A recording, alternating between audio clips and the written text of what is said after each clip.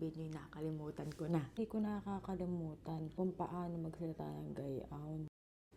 Ay lalabas nga kami ngayon, kaya tayo magpapaganda. Ipapakita ko sa inyo kung paano bago ako mag-ayos. Maglagay nitong lip balm para ang ating labi ay talagang lambot. At habang tayo tumatanda, pakaunti ng pakaunti ang ating nilalagay na kolorete sa ating mukha. Kung inyong itatanong kung bakit ako ganito magsalita, ay naalala ko baga na parang hindi na ako nagsasalita ng may puntong Batangas. Baka sabihin nyo nakalimutan ko na. Pero hindi ko nakalimutan. Pero, alam nyo ga, sa totoong buhay na may kami hindi ganun magsalita, yung talagang, alam mo, tatas na tatas sa punto. Kami magkakagarnila ang pag may kausap kaming kapwa namin Batanggenyo at talagang gayon ang punto. Doon lang magkakalabasan pero sa aming bahay, sa amin lang naman ha. Hindi kami garnika, ano bagang tawag doon? Yung talagang grabe yung punto. Talagang nakakaganil lang ako pag ang kausap kayo mga kabarkada, talagang barkasan, napakalakas pa ng boses, talagang tandang-tanda ko pag kami nasakay sa jeep. Ay Diyos ko, pagkalakas, akala may magkakaharapan lang, ay napakalakas talaga ng boses. Yun lang naman din ang aking namimiss, lalo nung high school. Parang nagbabago kasi ang aking punto pag kunyari, depende sa kausap or kung nasaan baga ako. Pero sa totoong buhay, ako hindi naman ganun magsalita. Pero, marunong. Sino ga doon ako laki? Ano gang gagawin? Yung mga magulang ko naman, hindi naman ganoon katatas gumamit ng puntong Batangas. Kaya, hindi rin naman kami talagang napalaking gayon ang punto. Pero kung kukuhat-kuhanin, ang mas matatas sa amin ay si Father. Yung parang alam mo kung magsalita akala mo laging gigil. So siguro doon na lang din namin nakuha iyon. Si Ma'am ay malimanay, mahinhin kung magsalita pero kung makatawa ay palakat na So doon na lang din namin nakuha rin yung gayong ugali at kaugalian. Sa pag ganun magmamana, ano baga. Kaya yung iba ay nagugulat sa mga ibang kakilala ko. At sabi, aba, ikaw kita taga Batangas. Hindi ko na makita yung punto. Parang pag sa akin kasi kahirap magsalita ng garnila ang yung kausap na wala kang Batanggenyo. Pero kaya ko naman. Yun may Tagalog, ipunto lang at saka may ibang mga salita na talagang kami lang ang di makakaintindi.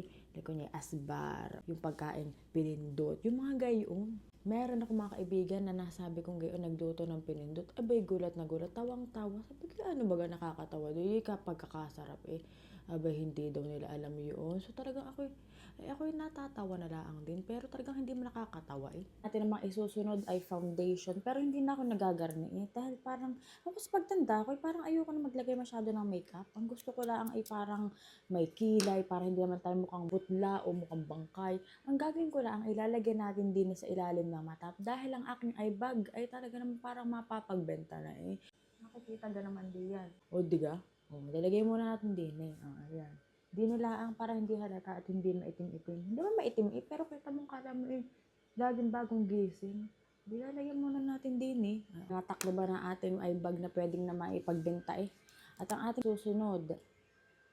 At kung makikita ninyo ako hindi nagagamit ng kahit anong brush, kamay laang. Dahil mas madali kapag hinamay. Sa lahat ng bagay, napakadali pagkakamayin. Kung naman tayong putla at pangit naman sa litrato di pag tayo nag-vlog, madami na naman basher na matutuwa. Ayan, gayaan laang naman. Pati papunta rin ng bahagya, ayan, ayan, gayaan laang, plakado na. Wala tayong salmin, ito lang talagang salmin ko. Ito maliit na ito. Wala, hindi ako nabili ng salamin. At syempre dito sa nose line. At para naman tumangos-tangos ng bahagya. Ayan, gayaan. Yan lang naman. Kaunti-kaunti lang. Hindi tayo nakapaglagay na ng isang blush on. Ito naman yung ating blush on number 2. Para layer ang ating blush on at hindi mawawala. Dito lang. Pagtatawa na, parang diba parang may magkukulay sa ating mukha. Ganun laang ang sekreto. Lagyan natin yung bagya din ayan. Ewan ko ba't ako naglalagay din Pero ako naglalagay Ayan, napasobra. Bagyan din nila ang sa baba ng kaunti. Ayan, Giun laang, Ayun lang.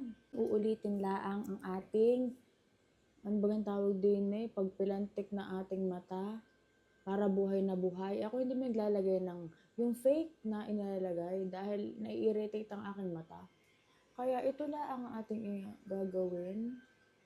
Ulitin lang natin. Tapos, uulitin ulit natin ang ating lip balm para yung layer ay talaga namang nandyan. Ayan, oh. Yan lang. At ang huli natin gagawin ay lip liner. Kita nyo namang upaubos na. Talagang ginagamit natin iyan. Oh. Lagyan lang natin para ma-define lang yung lips. Oh. Yun na lang noon eh. Oh.